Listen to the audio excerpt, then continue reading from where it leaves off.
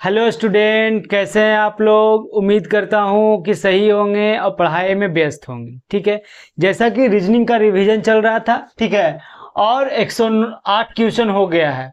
ठीक है, अब 3 या 4 क्वेश्चन आओ है। ठीक है, और 3 या 4 क्वेश्चन का मतलब जैसे 109 नंबर क्वेश्चन, इसमें 3 है। ठीक है, और 2-2 क्वेश्चन आओ है, तो 3 अच्छे 9-10 क्वेश्चन आओ बच रहा। ठीक है, वो अब देख लेते हैं। ठीक है, उससे पहले जो भी व्यक्ति पढ़ना चाहते हैं वे यूट्यूब पर जाएंगे और @अविनाश जी मैथ वाले सर्च करेंगे और प्लेलिस्ट में जाके आप रीजनिंग का रिवीजन कर सकते हैं। और भी क्लास है उसमें जो कि आराम से आप देख सकते हैं। मैथ और रीजनिंग का class basic to high level चल रहा है। इसके बाद खत्म होने के बाद मैथ का रिवीजन करवा देंगे। ठीक है, और उसके बाद जैसे जैसे जो क्लास चल रहा है वो चलते रहे। ठीक है, तो आइए देखते हैं। ठीक है, ये क्वेश्चन सेलोलिज्म का क्वेश्चन है। ठीक है, सेलोलिज्म के क्वेश्चन।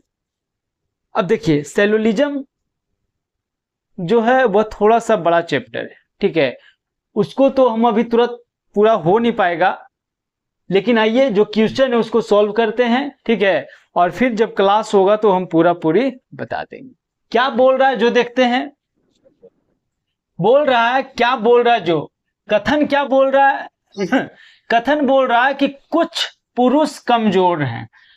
तो जो डायग्राम जो बनेगा वो किसका बनेगा, पहले तो पुरुष का बनेगा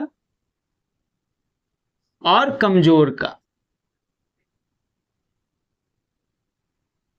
ठीक है, बोल रहा है कुछ पुरुष कमजोर है, तो कुछ पुरुष कमजोर है। अब देखिए, इसका पॉजिटिव कथन है तो पॉजिटिव ही निष्कर्ष निकलेगा। ठीक है, और बोल रहा है कोई भी कमजोर मजबूत नहीं है। मजबूत का जो रिलेशन है वो क्या है, निगेटिव है। कोई भी कमजोर मजबूत नहीं। देखिए, अब देखिए इसका एक अलग ही मतलब कि नियम है। डॉट है तो नॉट है प्रोडक्ट, जहां जहां डॉट होगा वहां वहां नॉट होगा। ठीक है, यहां देखिए यहां डॉट है तो यहां जो भी रिलेशन आएगा वो निगेटिव में आएगा। ठीक है, तो ये दोनों के बीच जो रिलेशन है वो पॉजिटिव है और ये दोनों के बीच जो रिलेशन है वो निगेटिव है। ठीक है, अब देखिए पहला जो है कुछ पुरुष कमजोर है, इसके बीच 2 निष्कर्ष निकलता है। चाहे तो पुरुष कमजोर हो या कमजोर पुरुष होगा। कमजोर और मजबूत के बीच जिसे क्या है, कोई भी कमजोर मजबूत नहीं है, तो इसके बीच 4 निष्कर्ष निकलता है। ठीक है, कोई कमजोर मजबूत नहीं है, कोई मजबूत कमजोर नहीं है, कुछ कमजोर मजबूत नहीं है, कुछ मजबूत कमजोर नहीं। ठीक है, तो इन दोनों के बीच 4 निष्कर्ष निकलता है। ये दोनों के बीच 2 निष्कर्ष निकलता है। दोनों पॉजिटिव निष्कर्ष निकलता है और इसके बीच 4 निगेटिव निष्कर्ष निकलता है। ठीक है, तो आइए देखते हैं अब निष्कर्ष में क्या बोल रहा है। जो पहला बोल रहा है कि कुछ कमजोर पुरुष हैं, तो कुछ पुरुष कमजोर है, तो हम बोले अभी कि कुछ कमजोर पुरुष भी होगा। ठीक है, तो पहला तो सही है जी। ठीक है, दूसरा बात कर लेते हैं, सभी मजबूत पुरुष हैं, तो पुरुष और मजबूत के बीच कोई रिलेशन नहीं है, तो ये नहीं होगा। ठीक है, कुछ मजबूत कमजोर है, मजबूत और कमजोर के बीच निगेटिव रिलेशन है, पॉजिटिव नहीं, तो ये भी नहीं होगा। कौन कै को सही हुआ, सिर्फ एक सही हुआ। आप देखते हैं कहां दे रहा है, बोल रहा है ऑप्शन एक क्या बोल रहा है, केवल निष्कर्ष 2 सही है। नहीं, केवल निष्कर्ष 1 सही है। दोनों निष्कर्ष 1 और 2 दोनों अनुसरण करता है, नहीं एगो तो अनुसरण नहीं कर रहा, तो ये भी नहीं होगा। केवल निष्कर्ष 1 अनुसरण करता है, वो तो बिल्कुल सही है, केवल निष्कर्ष 1 अनुसरण करता है। सभी निष्कर्ष अनुसरण करता है, बिल्कुल नहीं, ये अनुसरण नहीं करता है। तो ऑप्शन सी हमारा आंसर। ठीक है, इस प्रकार से एक क्वेश्चन सॉल्व हुआ। आइए अब अगले क्वेश्चन पर चलते हैं। इसी में जैसे जैसे आएगा वैसे वैसे देखेंगे, बताएंगे।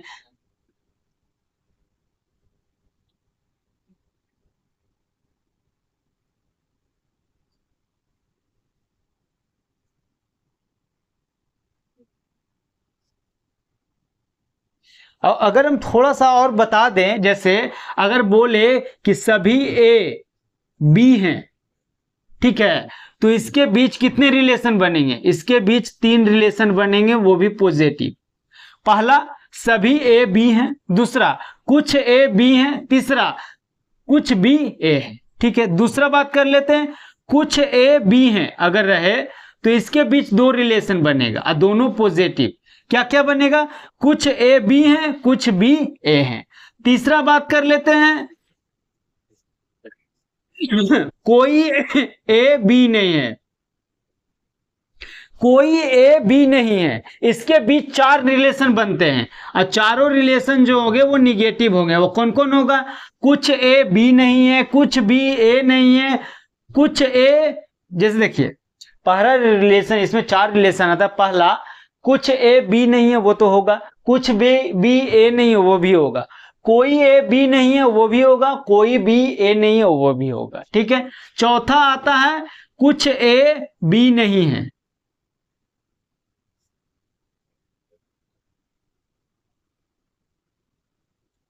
कुछ ए बी नहीं है। ठीक है, बी नहीं है तो बी में नहीं है तो बी में डॉट दिए। इसका मतलब होता है डॉट है तो नॉट है, डॉट है तो नॉट है।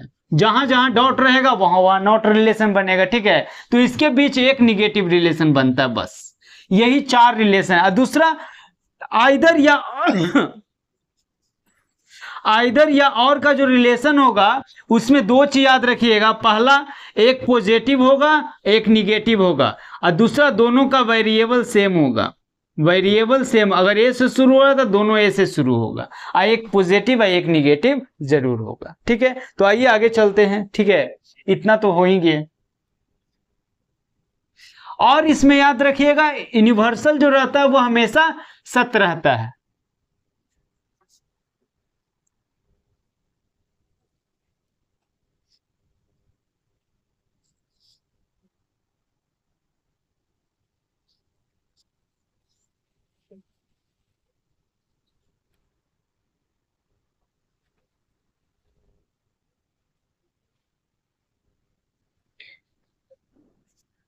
दूसरा क्वेश्चन नंबर 2, क्वेश्चन नंबर 2 क्या बोल रहा है? कथन, कथन बोल रहा है सभी लड़कियां होशियार है।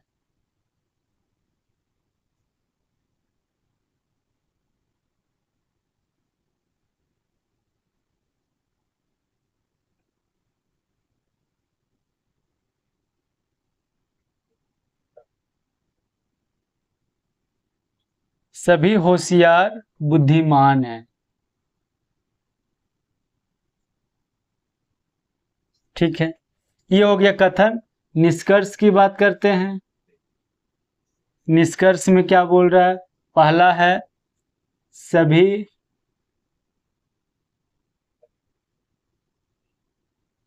लड़कियां बुद्धिमान हैं।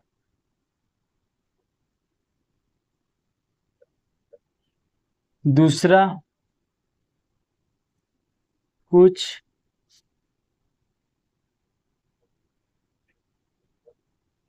लड़कियां बुद्धिमान नहीं। ठीक है, आते हैं आंसर पर।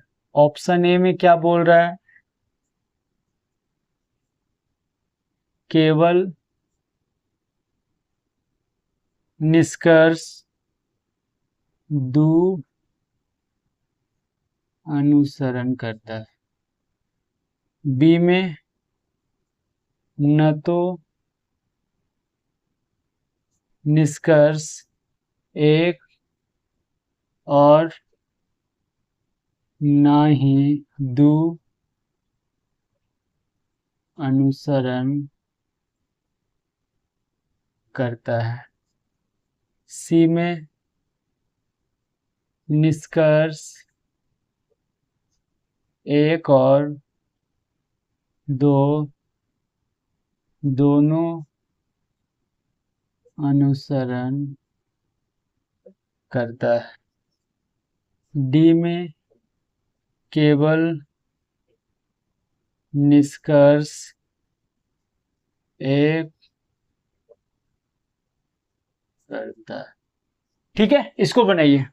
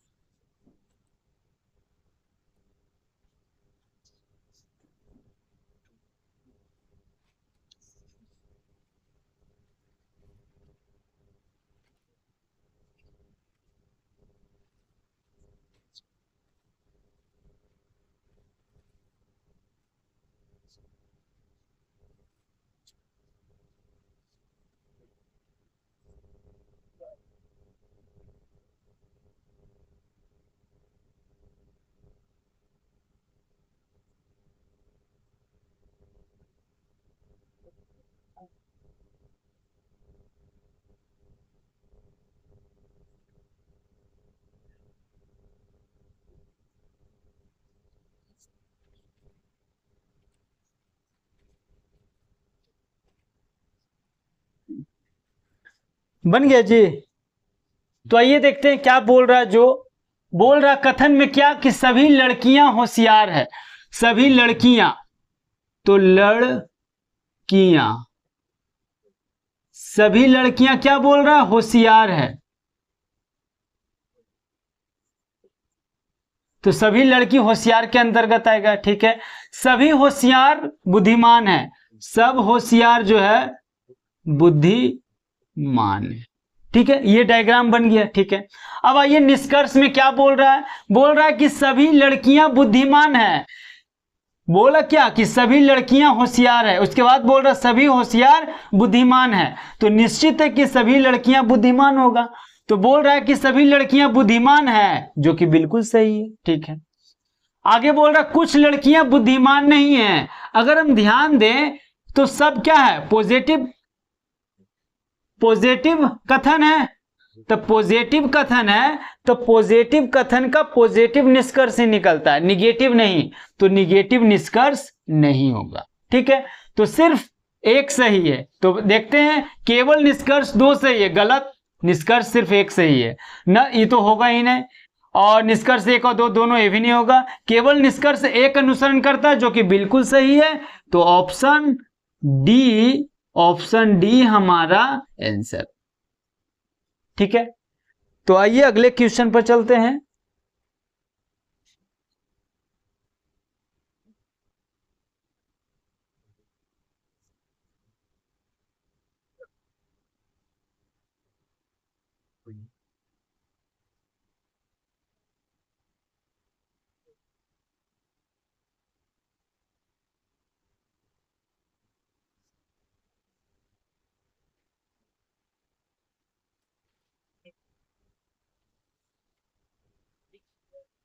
Question number 3।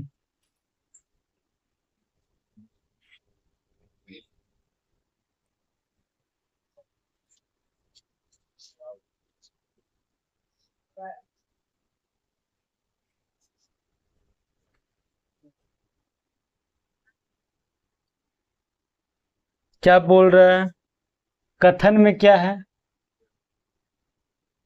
कथन में बोल रहा है कि सभी शिक्षक अनुभवी हैं।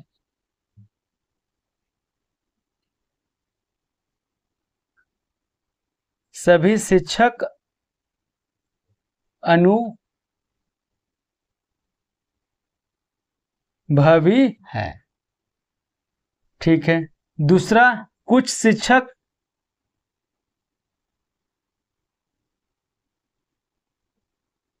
कुछ शिक्षक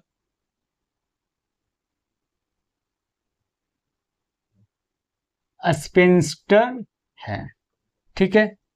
कथन हो गया। निष्कर्ष, निष्कर्ष की बात करते हैं। पहला क्या है, कुछ अनुभवी, कुछ अनुभवी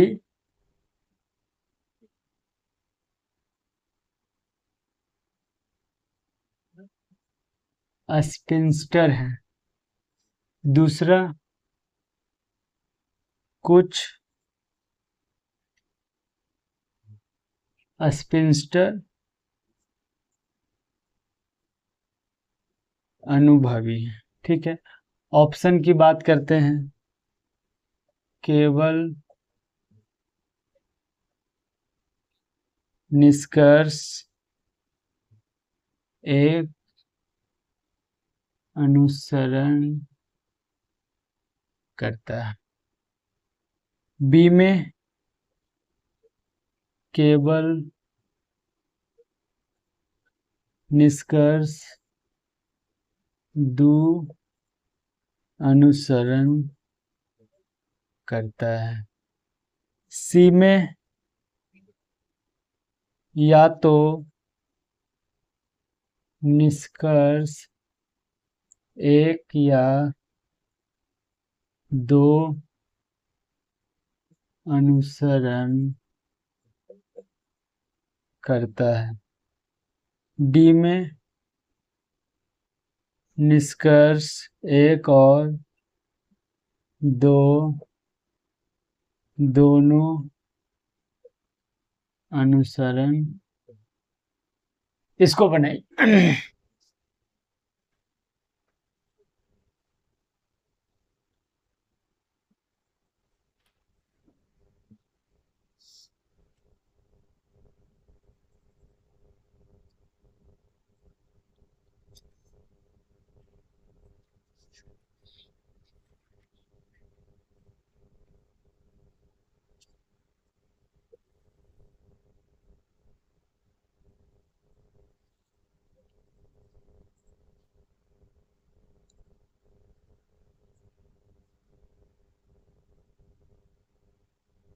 बन गया जी। तो आइए देखते हैं क्या बोल रहा है जो।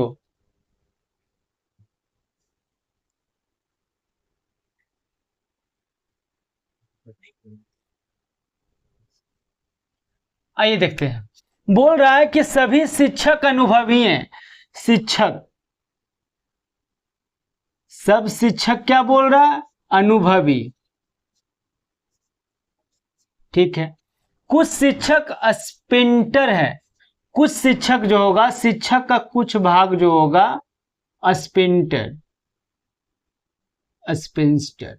ठीक है, अब आइए निष्कर्ष में क्या बोल रहा है, ध्यान दीजिए। कुछ अनुभवी स्पिंस्टर है, तो अनुभव स्पिंस्टर तो होगा ही होगा, और अनुभवी का कुछ भाग भी इसमें आ रहा है। ठीक है, तो ये सही है। फिर से बात कर लेते हैं। सभी शिक्षक अनुभवी हैं, ठीक है। कुछ शिक्षक स्पिंस्टर हैं, तो कुछ शिक्षक स्पिंस्टर है, तो उसी समय अनुभवी का कुछ भाग भी इसमें चला गया। ठीक है, तो बोल रहा कुछ अनुभवी स्पिंस्टर है, तो अनुभवी का कुछ भाग स्पिंस्टर है, जो कि बिल्कुल सही है। कुछ स्पिंस्टर अनुभवी हैं, तो अगर कुछ स्पिंस्टर अनुभवी है तो कुछ अनुभवी स्पिंस्टर भी है, तो ये भी सही है। दोनों का दोनों सही है। ऑप्शन डी में निष्कर्ष एक और निष्कर्ष दोनों अनुसरण करता है, इसीलिए आंसर क्या होगा? ऑप्शन डी हो जाएगा। ऑप्शन डी हमारा आंसर है। इस प्रकार से क्वेश्चन सॉल्व। आइए अगले क्वेश्चन पर चलते हैं। ठीक है, तो सेल्यूलिज्म समाप्त हुआ।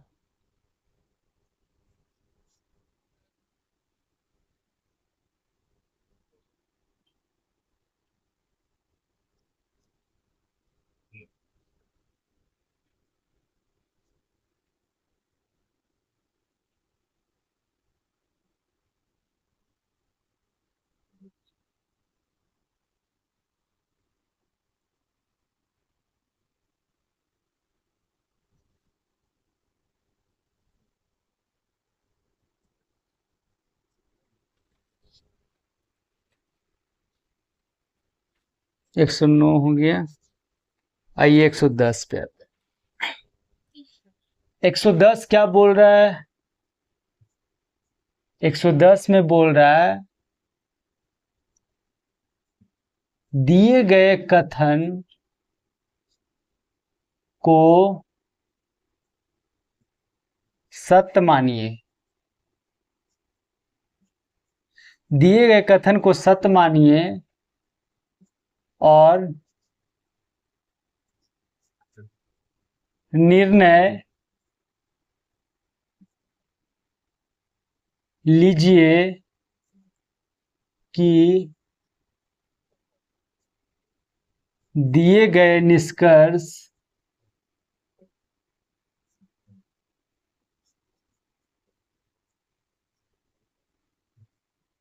निष्कर्षों में से कौन सा कथन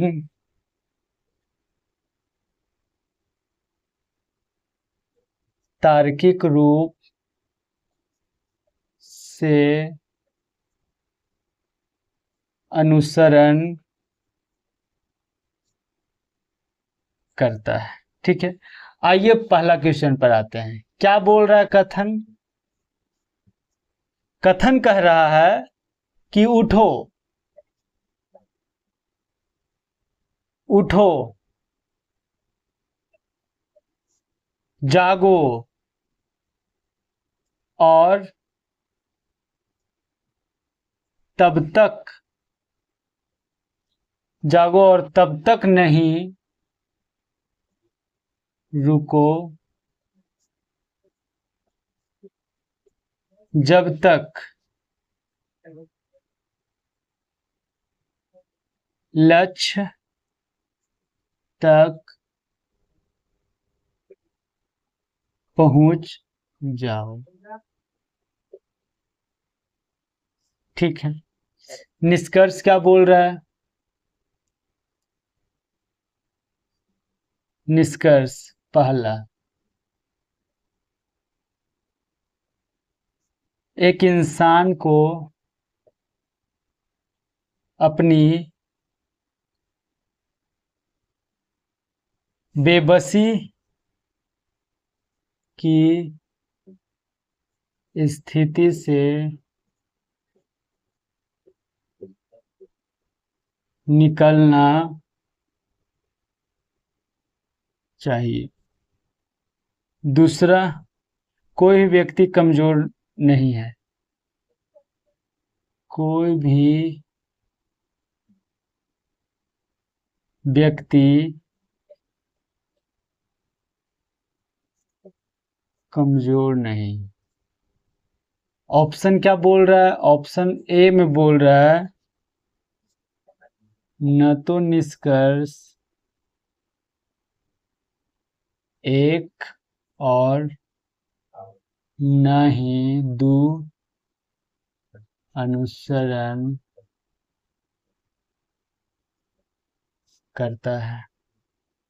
बी में निष्कर्ष एक और दो दोनों अनुसरण करते हैं। सी में केवल निष्कर्ष अनुसरण करता है। डी में केवल निष्कर्ष एक कर। बनाइए इसको।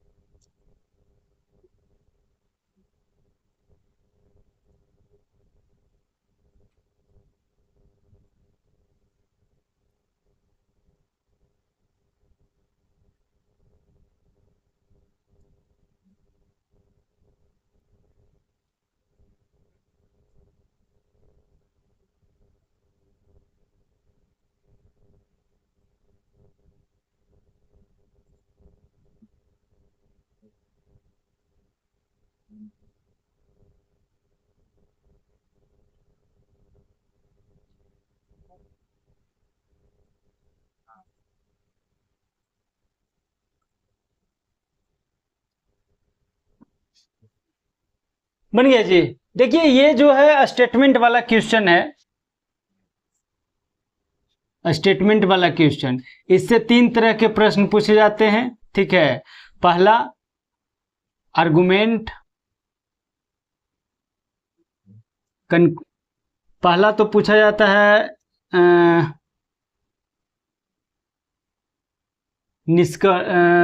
स्टेटमेंट से 3 प्रकार के क्वेश्चन।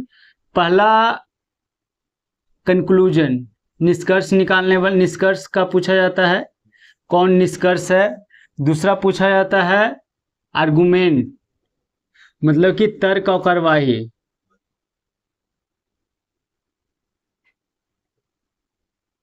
कार्यवाही।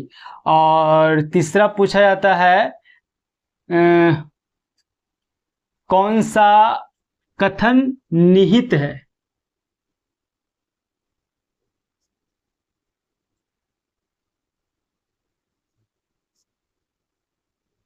ठीक है, तो ये जो क्वेश्चन है ये निष्कर्ष से पूछा है कि कौन सा निष्कर्ष अनुसरण करता है। ठीक है, तो आइए देखते हैं। इस सब में निष्कर्ष वाला प्रश्न में ये हमेशा याद रखिए कि निष्कर्ष जो होना चाहिए वह हमेशा नॉर्मल होना चाहिए, पेरीमीटर से बाहर की बात नहीं होनी चाहिए, और ना ही निष्कर्ष कठोर होना चाहिए। रीस्टेटमेंट वाले प्रश्न जो होते हैं निष्कर्ष में वो सही होते हैं, ठीक है। और कह सकते हैं सेम मीनिंग रखने वाला भी सही होते हैं। आइए देखते हैं क्या बोल रहा है जी। कथन बोल रहा है कि उठो जागो और तब तक नहीं रुको जब तक कि लक्ष्य तक पहुंच ना जाओ। ठीक है, मतलब कोई भी व्यक्ति को तब तक नहीं रुकना चाहिए। अच्छा, निष्कर्ष वाले प्रश्न को अगर हल कर रहे हैं तो आप जहां तक प्रयास कीजिए कि जासूस बनकर सोचिए, तो क्वेश्चन ज्यादा सॉल्व होने का आसान रहता है। ठीक है, तो कोई भी व्यक्ति को तब तक नहीं रुकना चाहिए जब तक कि उस व्यक्ति को लक्ष्य तक पहुंच ना जाए। ठीक है, आइए देखते हैं निष्कर्ष क्या बोल रहा है। एक इंसान को अपनी बेबसी की स्थिति से बाहर निकलना चाहिए। बात बिल्कुल सही है कि कोई भी इंसान हो, ठीक है, कोई भी व्यक्ति हो, उस व्यक्ति को अपनी बेबसी से बाहर निकलना चाहिए, मेहनत करना चाहिए, परिश्रम करना चाहिए, तब तक जब तक कि लक्ष्य प्राप्त ना हो जाए। ठीक है, इसलिए पहला निष्कर्ष जो है बिल्कुल सही है, कोई भी व्यक्ति कमजोर नहीं है। दूसरा जो बात बोल रहा है, कोई भी व्यक्ति वास्तव में कमजोर नहीं होता है। ठीक है, इंसान को अपने आप को अपने अंदर आंकना चाहिए और मजबूत बनना चाहिए और कार्य में सफल होना चाहिए। ठीक है, तो ये भी निष्कर्ष सही। ठीक है, तो दोनों निष्कर्ष सही है, तो ऑप्शन बी हमारा आंसर हो जाएगा। ऑप्शन बी हमारा आंसर। ठीक है, आइए अब अगले क्वेश्चन पर चलते हैं। स्टेटमेंट और कंक्लूजन का जो प्रश्न होता है वो थोड़ा सा आराम से पढ़िए, ठीक है, और आंसर का जवाब दीजिए। जहां तक प्रयास कीजिएगा कि कंक्लूजन वाले जितने भी प्रश्न रहे उसमें जासूस बन के सोचिएगा तो ज्यादा बेटर रहेगा।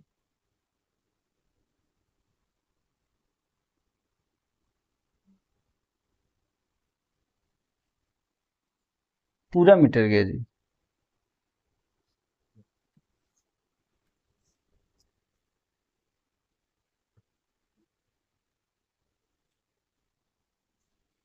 एक सौ दस नंबर ही है। 110 का क्वेश्चन नंबर 2 क्या बोल रहा है? कथन क्या है? कथन है विश्व बाजार में फलों के दाम आसमान छू रहे हैं।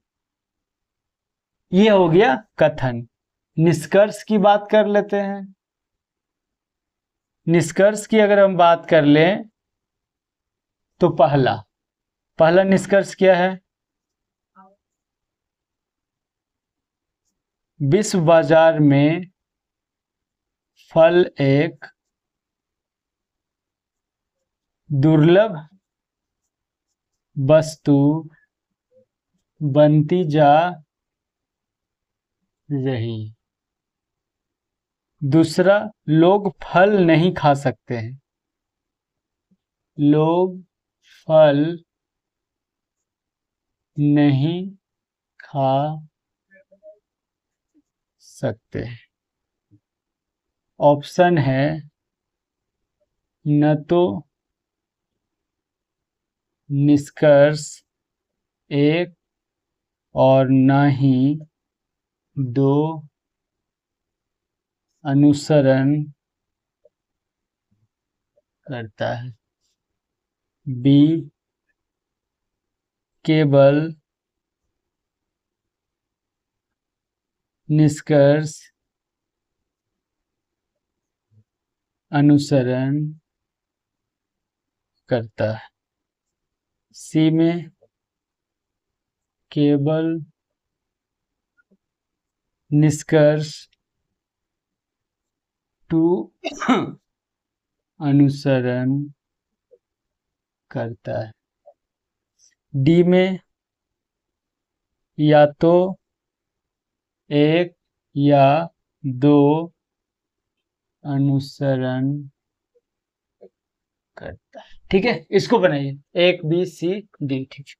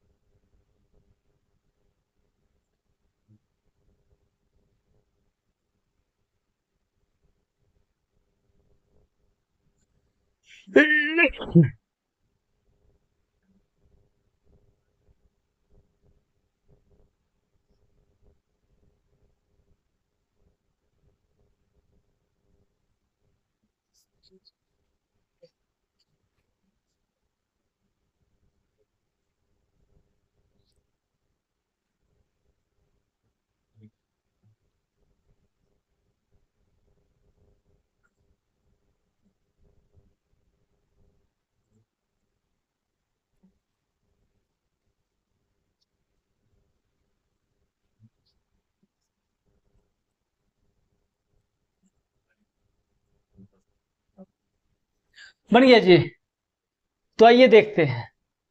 देखिए, ये भी स्टेटमेंट का ही क्वेश्चन, कंक्लूजन का ही क्वेश्चन है। स्टेटमेंट से 3 तरह के प्रश्न पूछे जाते हैं। पहला एजम्पशन, दूसरा कंक्लूजन, आर्गुमेंट। ठीक है, एजम्पशन पूर्व धारणा,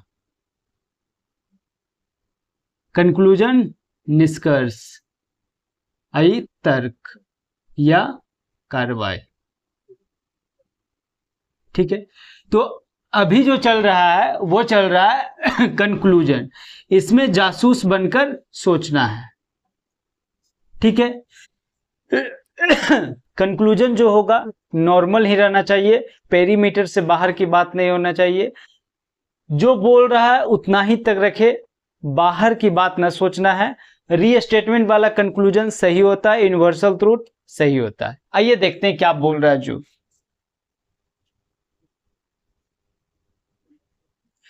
बोल रहा है कि विश्व बाजार में फलों के दाम आसमान छू रहे हैं। मतलब जो भी मार्केट में फल है उसका दाम जो बोल रहा है वह आसमान छू रहा है इस प्रश्न के अनुसार से। ठीक है, तो दाम क्या बोल रहा है, दाम आसमान छू रहा है, इसका मतलब है कि दाम में बढ़ोतरी हो रहा है। अब दाम में बढ़ोतरी होगा तो होगा क्या कि फल जो होगा कम खरीदेगा, जिसके पास जितना पैसा होगा उस अनुसार से फल खरीदेगा, यही होगा। तो आइए देखते हैं निष्कर्ष पर। बोल रहा है कि विश्व बाजार में फल एक दुर्लभ वस्तु बनती जा रही है। दुर्लभ वस्तु कहना उचित नहीं है। क्यों? क्योंकि फलों के दाम आसमान छू रहे हैं। तो कुछ व्यक्ति फल को कम खरीदेंगे, कुछ व्यक्ति फल को ज्यादा खरीदेंगे। जिसके पास जितना पैसा होगा उतना खरीदेंगे, ठीक है। तो दुर्लभ वस्तु कहना उचित नहीं है। तो ये निष्कर्ष सही नहीं, ठीक है। लोग फल नहीं खा सकते हैं। कथन में कहीं भी फल खाने के विषय में नहीं कहा गया है। अब फल खा क्यों नहीं सकते हैं? कुछ कम फल खाएंगे, कुछ लोग ज्यादा खाएंगे। जिसके पास पैसे की जितनी मात्रा होगी उतना खाएंगे, लेकिन फल नहीं खा सकते हैं ऐसा प्रश्न में नहीं कहा गया है। तो दोनों का दोनों निष्कर्ष गलत है। तो ऑप्शन ए हमारा आंसर, ठीक है। यहां इसमें जो बोल रहा है कि फल के दाम आसमान छू रहे हैं, फल के दामों में वृद्धि हो रहा है, ठीक है। तो वृद्धि फल के दाम में हो रहा है तो मांग में कमी या वृद्धि होगी, लेकिन दुर्लभ वस्तु बनती जा रही है, ये कहना उचित नहीं है। और दूसरा, लोग फल नहीं खा सकते हैं, फल खाने के विषय में कथन में कोई भी बात नहीं कही गई है। तो ऑप्शन ए हमारा आंसर होगा। आइए आगे चलते हैं।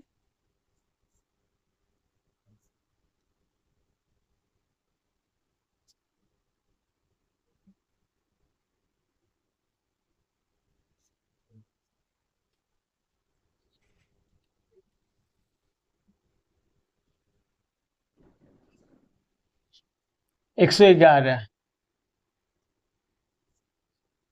11 बोल रहा है निम्न प्रश्न में एक कथन और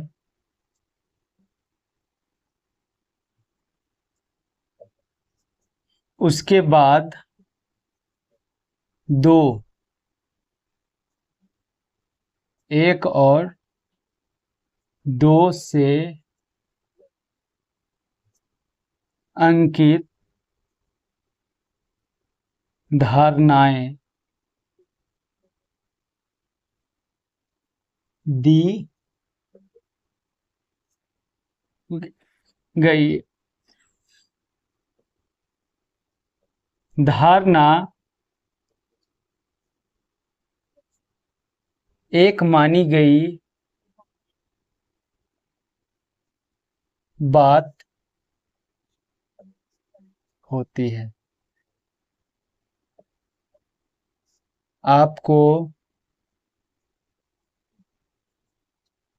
दिए गए कथन और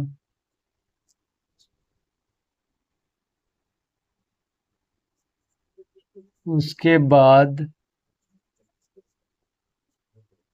दी गई धारणाओं के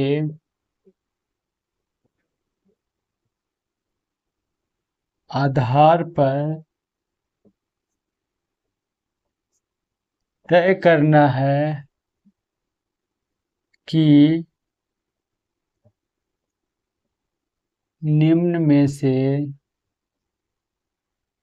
कौन सी धारणा कथन में निहित है। ये जो क्वेश्चन है एजम्पशन का है, तो एजम्पशन में पूछा जाता है कि निम्नलिखित में से कौन सी धारणा कथन में निहित है। जो आंसर जो होगा वो कथन में ही निहित होता है। क्वेश्चन नंबर 1 क्या बोल रहा है? जो कथन बोल रहा है कपड़े साफ करने के लिए डिटर्जेंट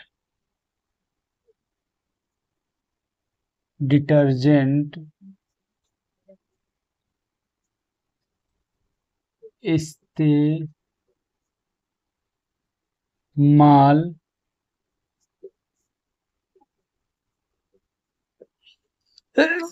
करना चाहिए। धारणाएं क्या है? पहला धारणा क्या बोल रहा है? डिटर्जेंट, डिटर्जेंट अधिक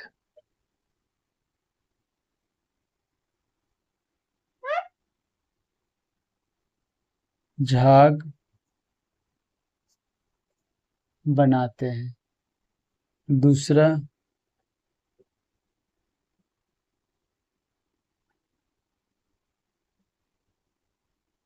डिटर्जेंट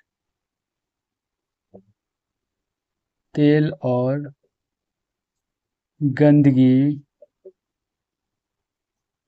को हटाने में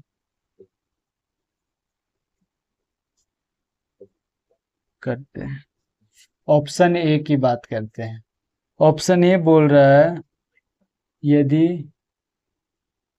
केवल धारणा एक निहित है। बी में यदि केवल धारणा दो निहित है। सी में यदि या तो एक या दो निहित है। यदि न तो एक नहीं दो निहित। इसको बनाइए।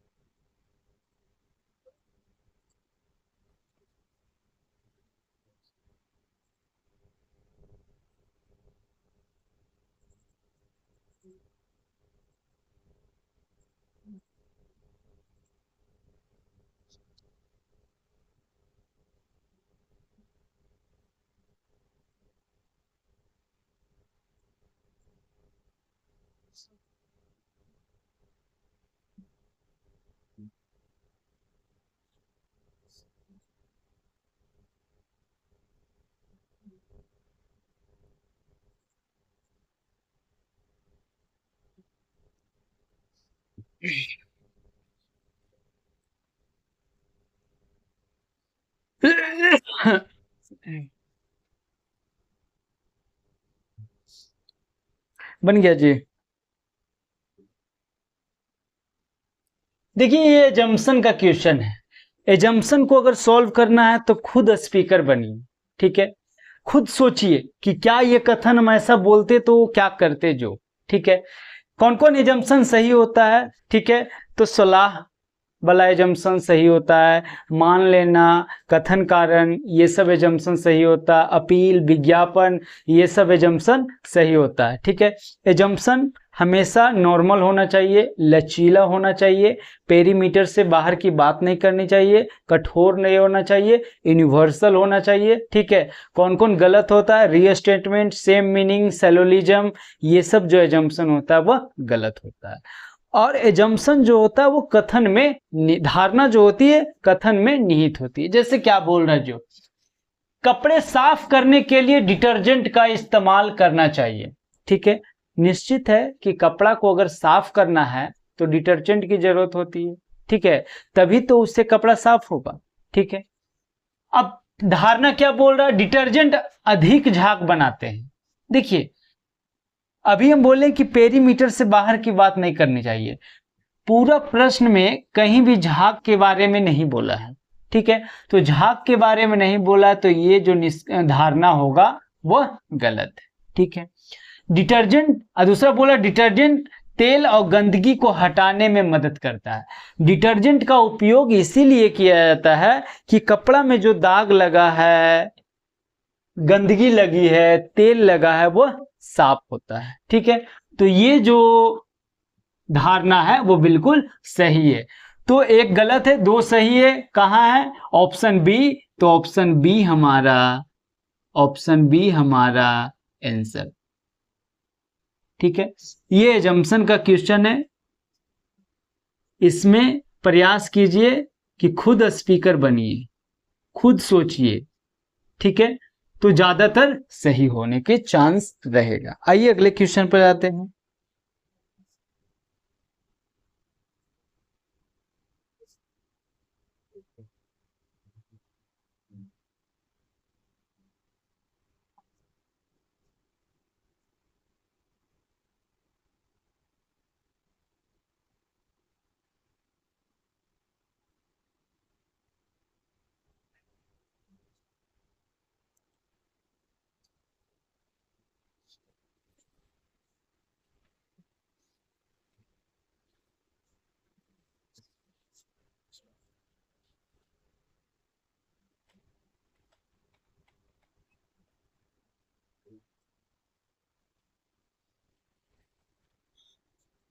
दो, कथन क्या है? कर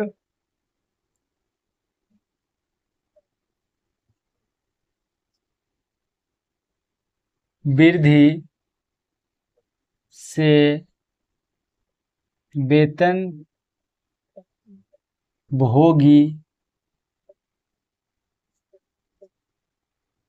मध्यम वर्ग के धन पर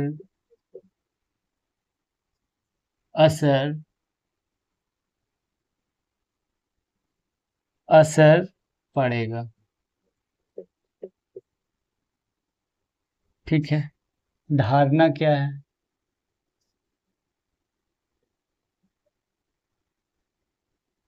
पहला, वस्तुओं की कीमतों में वृद्धि से गरीबों को भी नुकसान होगा। दूसरा,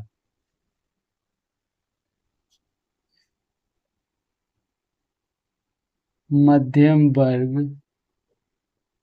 पैसे बचाने के लिए अपने अतिरिक्त खर्च को करेगा। ऑप्शन न तो धारणा एक और ना ही दो निहित है। बी में केवल धारणा निहित है। सी में एक और दो दोनों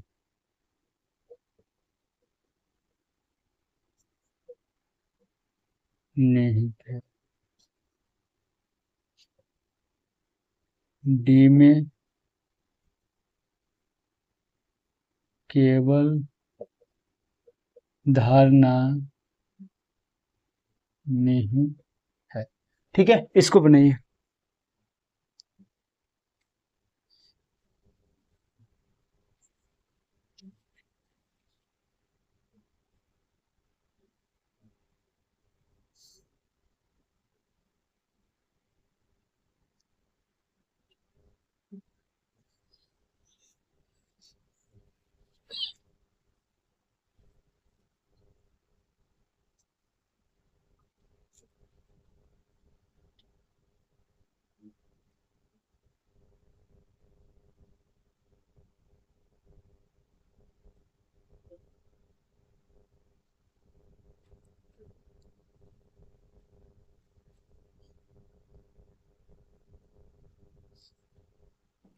बनिए जी।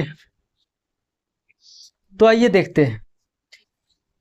अब क्या बात कर रहा है कथन में? बोल रहा है कि कर के दर में वृद्धि से वेतन भोगी मध्यम वर्ग के धन पर असर, मतलब ये बोल रहा है कि कर अगर मतलब कि कर की दर में अगर वृद्धि कर देगा तो मध्यम वर्ग के जो भी व्यक्ति है, ठीक है, उसके धन पर कर बढ़ जाएगा, तो निश्चित रूप से है कि क्या हो जाएगा, धन कम जाएगा। ठीक है, किस पर बात किया है, मध्यम वर्ग पर।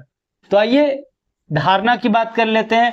वस्तुओं की कीमतों में वृद्धि से गरीबों को भी नुकसान होगा। गरीब के बारे में कुछ भी नहीं कहा गया जी। कहा किसको के बारे में गया है, मध्यम वर्ग के बारे में कहा गया है। ठीक है, प्रश्न में मध्यम वर्ग पैसे बचाने के लिए अतिरिक्त खर्च को कम करेंगे। निश्चित है कि अगर कर बढ़ा है तो अन्य वस्तु पर खर्च क्या करना होगा, कम करना होगा।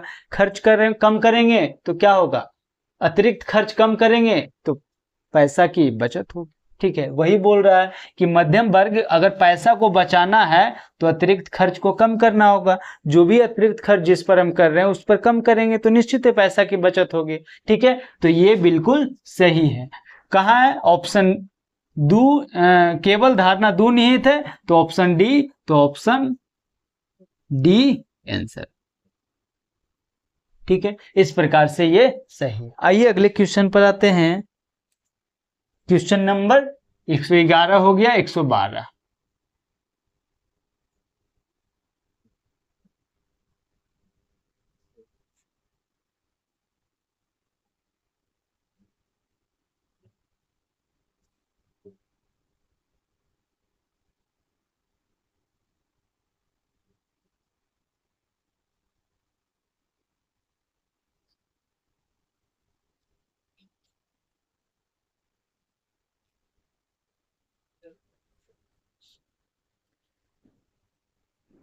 $112।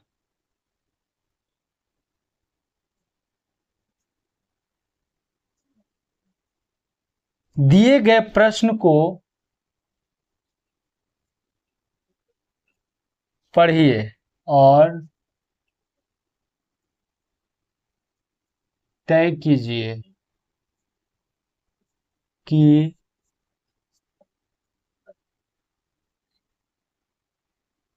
निम्नलिखित में से कौन सा या से तर्क मजबूत है।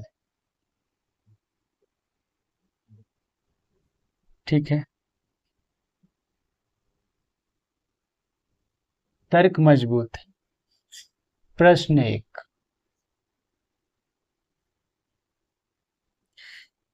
क्या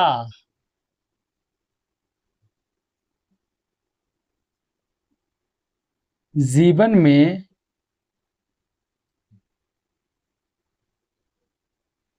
सबसे अच्छी चीजें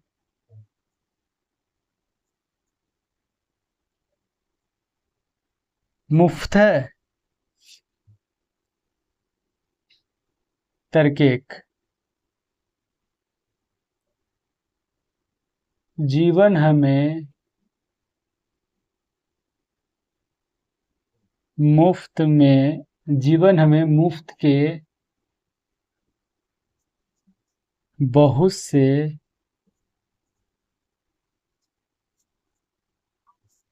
प्रदान करता है और फिर भी हम में से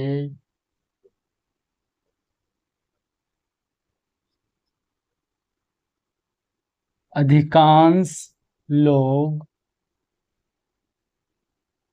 इसे बर्बाद कर देते हैं। दो, मुस्कान, मित्र, परिवार, अच्छी बातचीत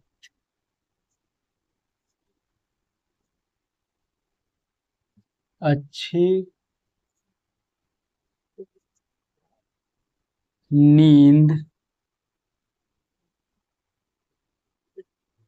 और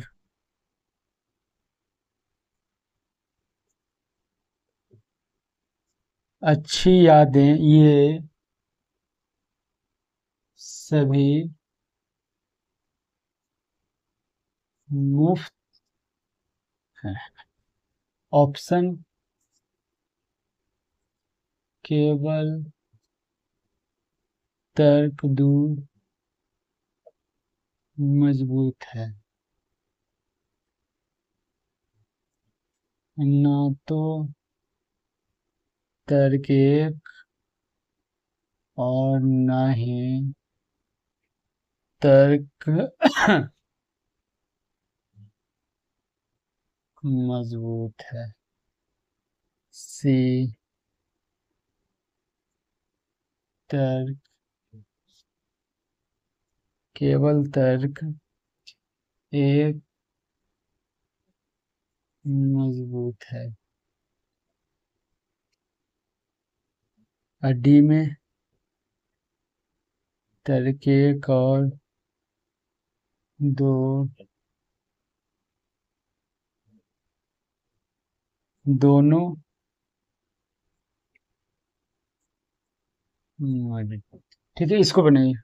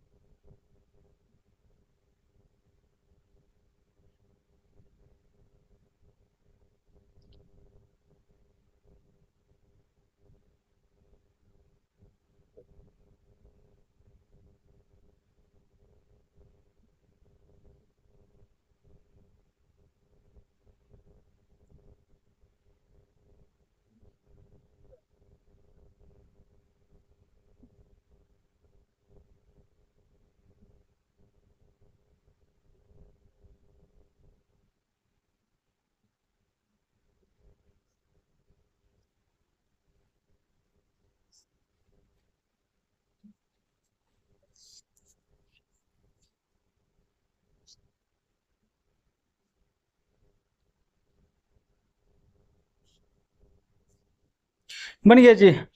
ये जो है आर्गुमेंट का प्रश्न है,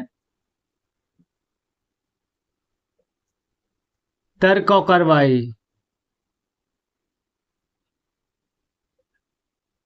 हालांकि अब बहुत कम ही पूछता है ये एग्जाम में। ठीक है, इसे सॉल्व करने के लिए जज की तरह सोचे। जज की तरह सोचे मतलब एक प्रश्न दिया गया है, अगर ऐसा आपके सामने प्रश्न आए तो क्या हो सकता है जो। ठीक है, जैसे क्या बोल रहा है, क्या जीवन में सबसे अच्छी चीजें मुफ्त है। बोल रहा है क्या जीवन में सबसे अच्छी चीज जो होती है वो मुफ्त होती है। ये प्रश्न है आपके सामने, आपको उत्तर देना है। ठीक है, क्या है या नहीं है जो। आइए देखते हैं। बोल रहा है क्या जीवन में सबसे अच्छी चीजें मुफ्त है, प्रश्नवाचक चिन्ह। क्या ऐसा हो सकता है। तर्क क्या बोल रहा है, जीवन में हमें मुफ्त के बहुत से अवसर प्रदान करता है। और फिर भी हम इसे अधिकांश लोग बर्बाद कर देते हैं। जैसे जीवन में बहुत से ऐसे चीज होते हैं जो जैसे मुफ्त मिलते हैं, जैसे समय फ्री में मुफ्त में मिला है, हम लोग उसकी कदर नहीं करते हैं। जैसे आगे बात कर लेते हैं खुशी, दुख और भी कई चीज अवसर जो है जो मुफ्त में मिले हैं जिसकी हम लोग कद्र नहीं करते। तो ये जो है बोल रहा है कि जीवन में जीवन में हमें मुफ्त के बहुत अवसर प्रदान करता है, बिल्कुल सही है। फिर भी हम अधिकांश लोग इसे बर्बाद कर देते हैं, बिल्कुल बात सही है, हम लोग बर्बाद कर देते हैं। तो ये तर्क तो मजबूत है। मुस्कान, मित्र, परिवार, अच्छी बातचीत, अच्छी नींद, ये सब मुफ्त है, बिल्कुल सही है। मुस्कान जो हम लोग के चेहरा पर मुस्कान रहता है वो क्या है, मुफ्त में है, जिसकी हम लोग कदर नहीं करते हैं। परिवार, मित्र भी मुफ्त में मिलता है, दोस्ती जो होती है वो मुफ्त में ही की जाती है, ठीक है, उसका कोई पैसा लगता है जी, ठीक है। तो जीवन में बहुत सी ऐसे चीजें होती है जो मुफ्त में मिलती है जिसकी हम लोग कदर नहीं करते हैं। उस अनुसार से पहला जो है बिल्कुल सही है। दूसरा, ये सब चीज सभी मुफ्त है, जो कि बिल्कुल सही है। तो दोनों तर्क मजबूत है, तो ऑप्शन डी हमारा आंसर,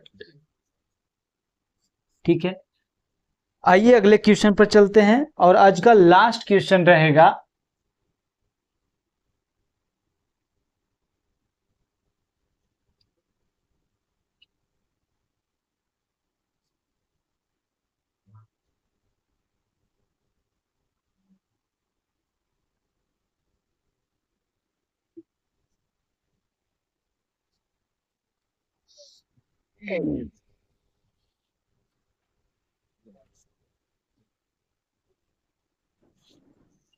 क्वेश्चन नंबर 2।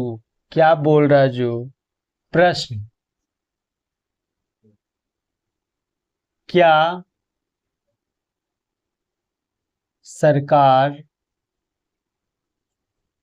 सरकार को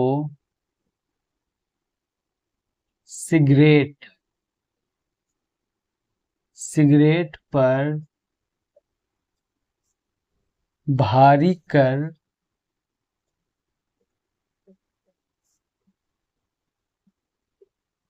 लगाना चाहिए, ठीक है। तर्क पहला क्या बोल रहा है, हाँ।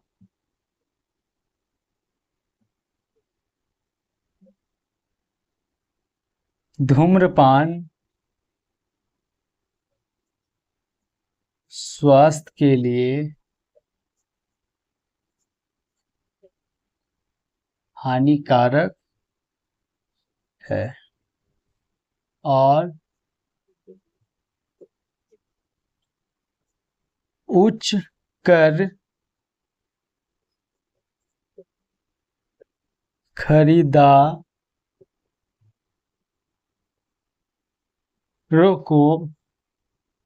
खरीदारों को हतोत्साहित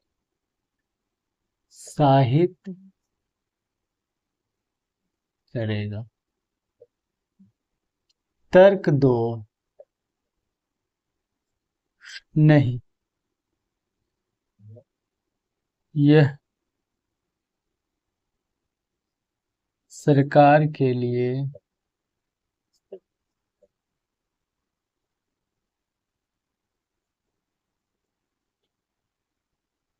आय का स्रोत है। ऑप्शन ए, केवल एक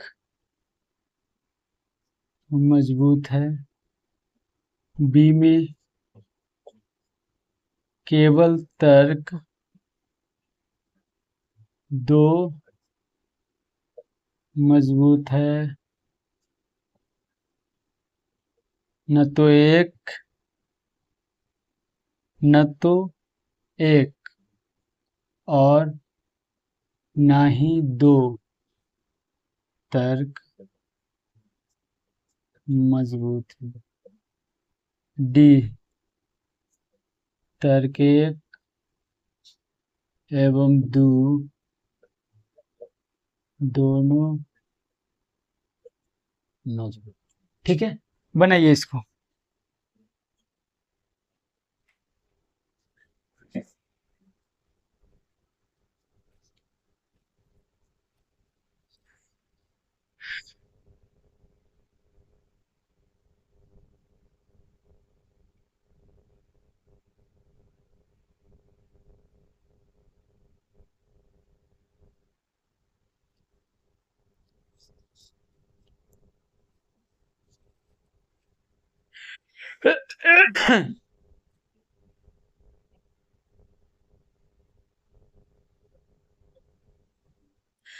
आइए देखते हैं क्या बोल रहा है क्या सरकार को सिगरेट पर भारी कर लगाना चाहिए। ये प्रश्न है कि क्या सरकार को सिगरेट पर भारी कर लगाना चाहिए। ठीक है, अब आइए क्या बोल रहा है तर्क।